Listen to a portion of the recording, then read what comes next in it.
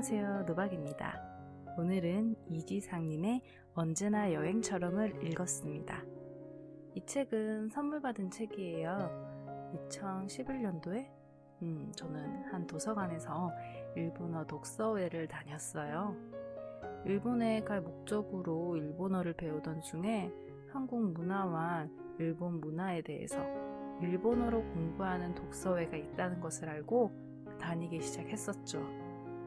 그리고 그 후에 저는 정말로 일본에 1년 정도 가게 되었는데, 그때 일본 분인 선생님께서 선물해 주신 책입니다. 언제나 여행처럼은 여행작가 이지상님의 에세이집이에요. 저는 이 책을 지금까지 2번, 3번 정도 읽었는데 앞에 읽었던 것과 오늘은 느낌이 많이 다르네요. 이전에 저는 제 삶에 만족을 하지 못했어요. 일본에 간 것도 그래서였거든요. 내 현실에서 도망을 친 거였죠. 그런데 이제는 내 삶, 내 현실은 이곳에 있고 현실에 정착을 해야 한다는 것을 받아들인 상태랍니다. 물론 아직도 떠날 것을 꿈꿔요. 그리고 그 갈망을 꿈을 꾸는 것을 통해서 해소하고 있습니다. 저는 꿈을 잘 기억하는데 매일매일 저는 꿈속에서 현실과 다른 삶을 경험하고 있어요.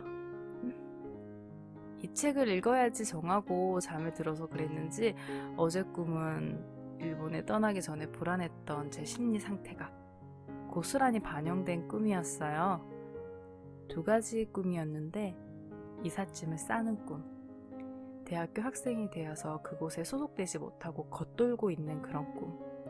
2 꿈에서 다 감정 상태가 불안하고 초조하고 좌절하고 있고 그런 부정적인 감정을 느끼고 있었더라고요, 제가. 그래서 저는 오늘은 이 책을 읽고 그 감정들을 완전히 털어버리려고 합니다. 언제까지 과거에 매달릴 수는 없잖아요.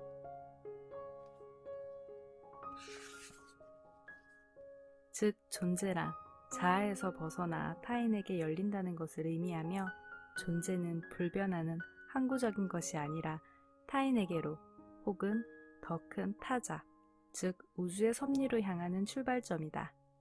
그래서 존재는 늘 자신의 울타리를 넘고 싶은 갈망에 시달리는 것이다. 맞다. 나는 늘 나를 벗어난 더 큰 타자의 세계를 열망했다. 여행은 단지 다른 나라의 문화를 보거나 먹고 마시고 노는 것으로 끝나지 않았다. 사람 만나기에 즐거움도 있었지만 그것이 여행의 갈증을 다 채워주는 것도 아니었다. 나는 눈앞에 보이는 것들, 현실을 넘어서 하늘에 뜬 무지개를 좇는 아이처럼 자꾸자꾸 어디론가 가고 싶었다. 그것은 결코 이 세상에서 잡을 수 있는 것은 아니었으나 손에 잡힐 것 같은 황홀한 세계였다. 이 심리를 이해하는 분이 있으실까요? 저는 여행보다 제가 가보지 못한 곳에 좀 오래 머무는 것을 더 좋아해요.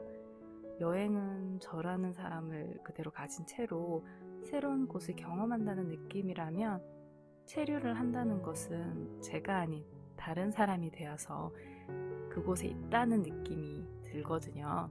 그래서 익숙해지면 또 다른 새로운 자극을 받을 수 있는 곳을 찾게 되고 또 다른 제가 되려고 했었어요. 과거에 저는 그랬었어요. 그러나 모험심은 우리의 깃든 본능이다. 그것은 더 큰 자아를 찾고자 하는 성스러운 충동이며 통과 의례이다.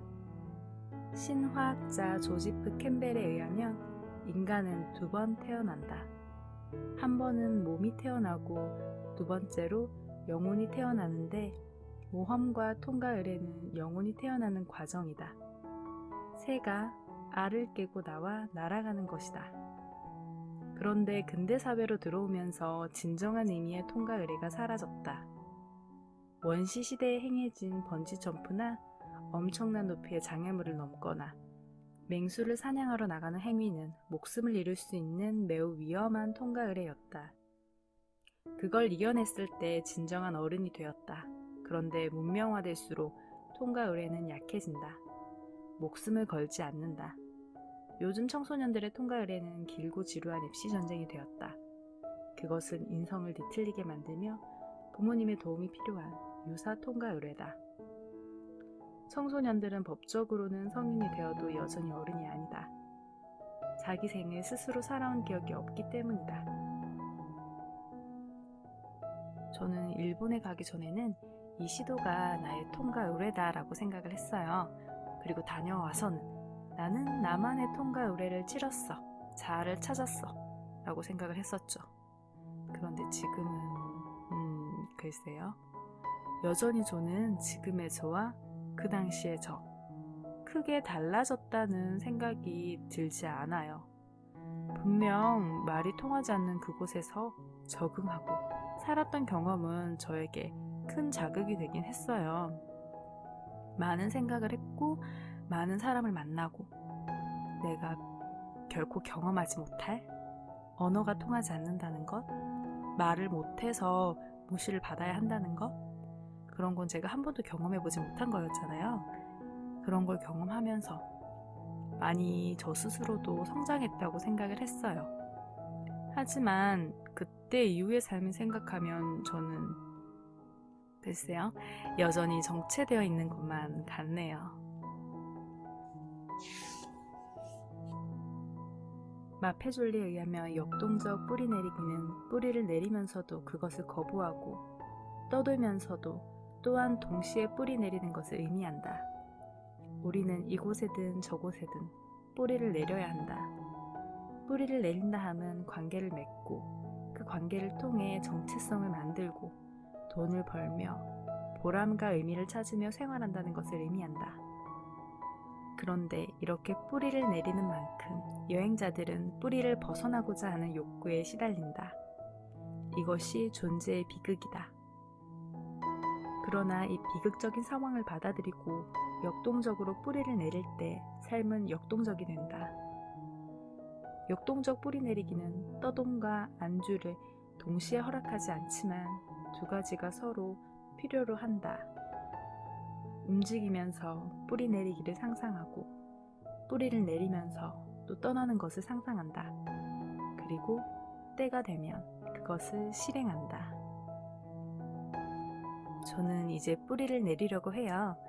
마음을 잡은 것은 한 5, 6년 정도가 됐는데 그동안에도 계속 흔들렸어요. 그리고 재작년쯤에 확실히 결심을 내리고 제 현실을 다시 돌아봤어요. 그리고 지금은 그 모습 있는 그대로의 저를 받아들이려고 노력을 하고 있어요. 아직도 저는 제가 어른이라는 생각이 그렇게 들지는 않아요. 나이는 점차 들고 있고 늙어가고 있지만 제 정신은 여전히 20대 후반에 머물러 있는 것만 같아요. 그런데 이제는 현실에 뿌리를 내리기로 한 만큼 그 뿌리가 더 멀리까지 뻗어나갈 수 있도록 노력을 해야겠구나. 그런 생각이 들었습니다. 이제 저는 필사를 할게요. 혹시 읽고 계시던 책이 있다면 꺼내서 같이 읽어요. 저는 글을 쓰고 같이 읽었으면 합니다.